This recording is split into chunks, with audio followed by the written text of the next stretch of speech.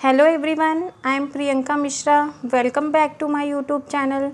Students, आज हम class 8 Vasant Vihar से चैप्टर नंबर 7 क्या निराश हुआ जाए के प्रश्न उत्तर देखेंगे।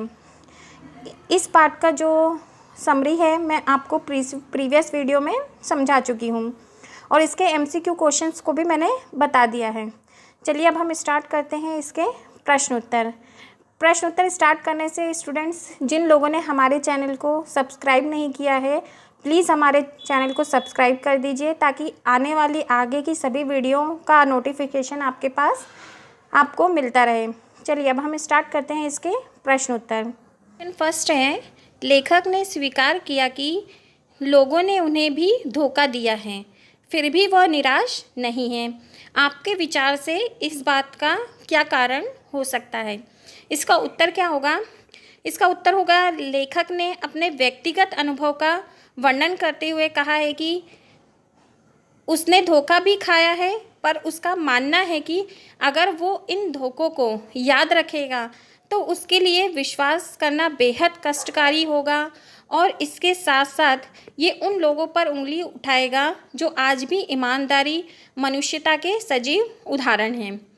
यदि लेखक का आशावादी होना उजागर होता है और उन्हीं लोगों का सम्मान करते हुए उनकी उपेक्षा नहीं करना चाहता जिन्होंने कठिन समय में उनकी मदद की है, इस कारण वो कभी भी निराश नहीं है। यहाँ पे क्या होता है ना, वो अपने व्यक्तिगत अनुभव का वर्णन कर रहे हैं कि उन्होंने धोखा भी खाया है अपने जीवन में, लेकिन वो उस धोखे को याद नहीं रखना चाहते। क्यों नहीं याद करना रखना चाहते हैं?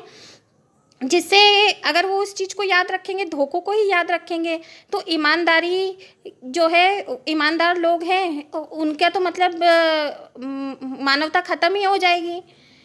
इसका मतलब ये होगा कि ईमानदार व्यक्ति दुनिया में देखने को ही नहीं मिलेंगे, क्योंकि उन्हें भी यही लगेगा कि ईमानदारी व्यक्तियों को भी अगर हम नीचा समझेंगे या उनको गलत दृष्टि से देखेंगे तो ईमानदार कोई भी व्यक्ति ईमानदार बचेगा नहीं।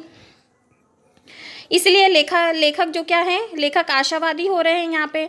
उन्हें जो धोखे मिले हैं वो उसको नहीं याद रख रहे हैं, जो उनके साथ अच्छाइयाँ हुई हैं जीवन में उनके, वो उस चीज़ को याद करते हैं और कभी निराश नहीं होते हैं। चलिए अब हम देखते हैं क्वेश्चन नंबर 2। क्वेश्चन नंबर 2 क्या है? क्वेश्चन नंबर 2 है, दोषों का पर्दाफाश करना कब बुरा रूप ले सकता है? तो लेखक के अनुसार कब बुरा रूप ले सकता है? जैसे हम किसी के आचरण को गलत तरीके से उद्घाटित करते हैं, मतलब गलत तरीके से उसको बयां करते हैं, मतलब उसमें बहुत रस ले लेके, बहुत मतलब उसमें 2-3 बार चीज़ें और जोड़ जोड़ के हम बातें करते हैं उसके प्रति। दूसरों के दोषों को हमारा दूसरों के दोषोद्घाटन को अपना कर्तव्य मान लेना सही नहीं है। मतलब जब हम हर चीज़ में दूसरों के दोषों को, बुराई को अगर उजागर करेंगे तो वो सही नहीं है, क्योंकि भाई कोई भी दुनिया में जो है वो दोषी नहीं है। देखो, हम कमी सबके अंदर होती है। अगर हम कह दें कि हम पूर्ण रूप से संपूर्ण हैं, हमारे अंदर कोई कमी नहीं है, तो बहुत गलत बात है। कमी सबके अंदर होती है। तो हमें क्या करना चाहिए ना, किसी की बुराई को रस लेके प्रारंभ नहीं करना चाहिए। मतलब बुराई मनोरंजन के लिए नहीं करना चाहिए कि मतलब बुराई कर रहे हैं, बैठ के मनोरंजन कर रहे हैं, उसमें और 2-3 बातें जोड़ रहे हैं। इसलिए लेखक ने क्या कहा है कि दोषों का पर्दाफाश करना कब बुरा रूप ले सकता है? रूप ले सकता है जब उसकी अच्छाइयों को हम नहीं सराहेंगे, उसकी बुराइयों को ही आगे रह रह के रस लेके बताएंगे, तो वो कैसा रूप ले सकता है? बुरा रूप ले सकता है। चलिए देखते हैं नेक्स्ट क्वेश्चन। लेखक ने लेख का शीर्षक क्या निराश हुआ जाए क्यों रखा है? क्या आप इसे भी बेहतर शीर्षक सुझा सकते हैं? तो इसका उत्तर क्या होगा? लेखक ने जो क्या निराश हुआ जाए उचित रखा है, शीर्षक क्या रखा है? उचित ही रखा है, क्योंकि वह उस सत्य को उजागर करता है जो हम अपने आसपास घटते देखते रहते हैं। अगर हम 1-2 बार धोखा खाने पर यही सोचते रहें कि इस संसार में ईमानदार लोग की कमी हो गई है, तो ये सही नहीं होगा। अगर आपके साथ 1 बार गलत हुआ है, 2 बार गलत हुआ है, तो इसका ये मतलब तो है नहीं कि दुनिया में ईमानदार लोग बचे ही नहीं हैं। और क्या कहते हैं, आज भी ऐसे कई लोग हैं जो कैसे हैं, ईमानदारी पे ही जीवित हैं। लेखक ने क्या कहा कि धोखा उन्होंने भी खाया है, ठगे वो भी गए हैं, परंतु वो जो घटनाएं हैं वो क्या है, वो भूल चुके हैं। इसलिए वो क्या कहते हैं कि इसका जो शीर्षक है, क्या निराश हुआ जाए, सही है। यदि लेख का शीर्षक उजाले की ओर होता तो शायद लेखक की बात को और बल मिलता। चलिए देखते हैं नेक्स्ट क्वेश्चन। यहाँ पे क्या बताया गया है, यहाँ पे बताया गया है भाषा की बात। तो दो शब्दों के मिलने से क्या बनता है, समास बनता है।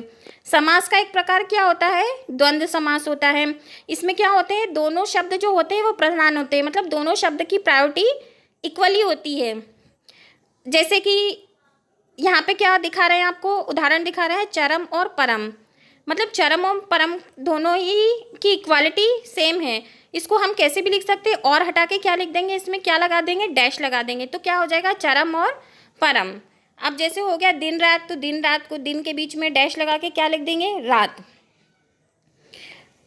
द्वंद्व समास के ही आपको उदाहरण बताए गए हैं, सुख और दुख, भूख और प्यास, हंसना और रोना, आते जाते, राजा रानी, चाचा चाची, सच्चा झूठा, पाना खोना, पाप पुण्य, स्त्री और पुरुष, राम और सीता, आना और जाना।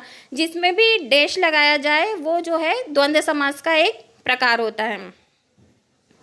तो पाठ से हमें क्या बताना है, तीनों प्रकार की संज्ञाओं के उदाहरण बताना है। नेक्स्ट क्वेश्चन ये है, तो संज्ञा कितने प्रकार की होती है, संज्ञा होती है 3 प्रकार की, व्यक्तिवाचक, जातिवाचक और भाववाचक। तो हमारे पाठ में जो है व्यक्तिवाचक संज्ञा कौन कौन सी आई हैं, रविंद्रनाथ टैगोर क्या हो गए, व्यक्तिवाचक है, मनमोहन मालवीय ये भी व्यक्तिवाचक है, तिलक, महात्मा गांधी ये भी व्यक्तिवाचक हैं।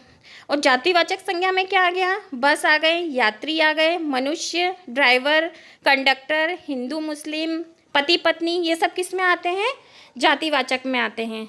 और भाववाचक संज्ञा में क्या आते हैं, ईमानदारी, जहाँ पर भाव उत्पन्न हो, तो यहाँ पे ईमानदारी, सच्चाई, झूठ, चोर, डकैत आदि इसके उदाहरण हैं। स्टूडेंट्स यहाँ पे जो इस पार्ट के जितने भी क्वेश्चन बनते थे मैंने आपको करा दिए हैं। अगर आपको हमारी वीडियो अच्छी लगे तो प्लीज़ हमारे चैनल को सब्सक्राइब करिए, अपने दोस्तों के साथ इसको शेयर भी करिए। चलिए अब हम मिलते हैं आपको नेक्स्ट वीडियो में। Bye bye students.